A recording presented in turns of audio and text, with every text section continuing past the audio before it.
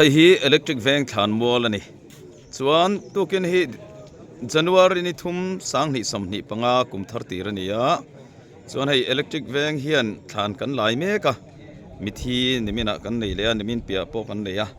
chuan December ni som pakwa tang khan hemi hun pui chung hianin electric veng hian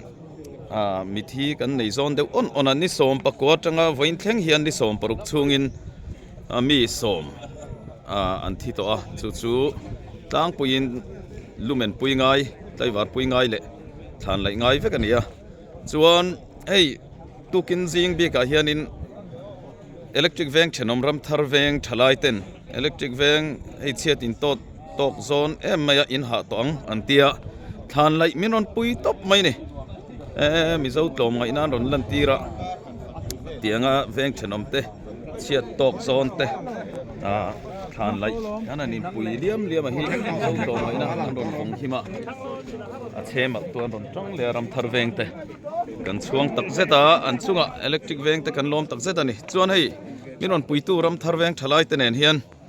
azat hi kan lein chiar chi alova thlan lai hi tukin thlan lai hi mi za chu kan chuang fein kan sia electric veng mi shimshima hi somkwa kan thlinga ram thar veng miron pui tu ten en phechon za som nga vel moi ti za som nga vel kan tling ni in an soi ni ram thar veng thalai te chunga kan lom tak zete